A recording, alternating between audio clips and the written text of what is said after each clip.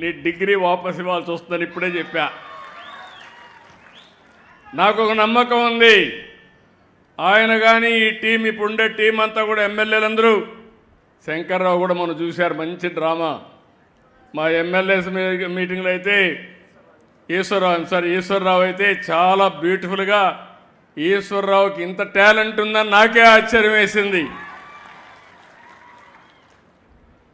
అలాంటి ఇప్పుడు కూడా మీతో మాట్లాడినప్పుడు చూశారు, ఎంత కన్విన్సింగ్గా మనసు కరిగిపోయేట్టుగా చాలా మీ సమస్యలన్నీ పూసకొచ్చినట్టు చెప్పగలిగాడంటే ఒక ప్రజాప్రతినిధికి ఉండవలసిన లక్షణాలు ఇవని చెప్పి కూడా నేను మీకు తెలియజేస్తున్నా.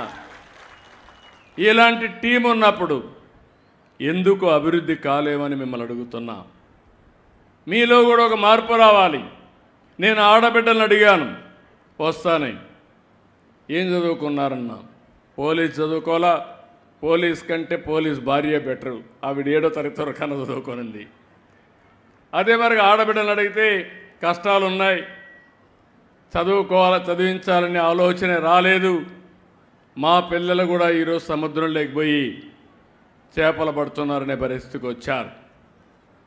అంటే జీవితాంతం తరతరాలుగా వారసత్వంగా మనకు వచ్చిన వారసత్వాన్ని పేదరికంలోనే బతకాలని అడుగుతున్నా. అనేక అవకాశాలు ఉన్నాయి. అలాంటి అవకాశాలు ఉపయోగించుకుని మనం ముందుకు పోవాల్సిన అవసరం ఉంది. ఈరోజు మత్స్యకారుల విషయానికి వస్తే దగ్గర మీరు చూసినప్పుడు మన అన్ని గ్రామాల్లో తీర ప్రాంతం అంతా మత్స్యకారుల గ్రామాలు ఉన్నాయి. మనం కూడా చేపల విషయంలో అందరికంటే ఎక్కువ ఆంధ్ర రాష్ట్రం ముందుంది. 555 గ్రామాలు మత్స్యకార గ్రామాలు ఉన్నాయి. కానీ 555 గ్రామాలున్నా నేను మీ గ్రామానికి వచ్చానంటే ఈ గ్రామం దశ దిశ మార్చాలి, మీ కష్ట సుఖాలు అర్థం చేసుకోవాలి. తద్వారా రాష్ట్రానికి కూడా ఒక మెసేజ్ ఇచ్చి అన్ని మత్స్యకార గ్రామాలని బాగు చేస్తామని చెప్పి కూడా నేను మీకు తెలియజేస్తున్నా.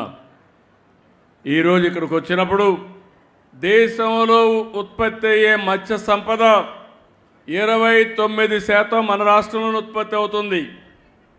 రెండోది 32% ఎగుమతులు చేస్తున్నాం.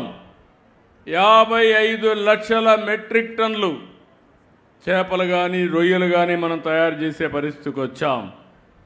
దీనివల్ల 16,50,000 మందికి ఉపాధి కలుగుతూ ఉంది. నేను ఇంకొక విషయం కూడా మీ అందరికీ చెప్తున్నా, చేపలకు బంగారు భవిష్యత్తు ఉంటుంది.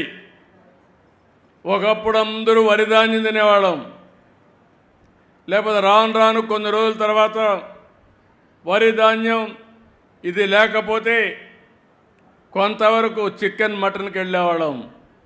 ఈరోజు మీరు గుర్తుపెట్టుకోండి, మత్స్యకారులు మీరంతా కూడా ప్రజలు ఆరోగ్యంగా ఉండాలంటే చేపలు తప్ప వేరే మార్గం లేదని చెప్పి మరొక్కసారి మీ అందరికీ విజ్ఞప్తి చేస్తున్నా. మనుషుల్లో తెలివితేటలు పెరగాలన్నా, పిల్లలకు మెదడు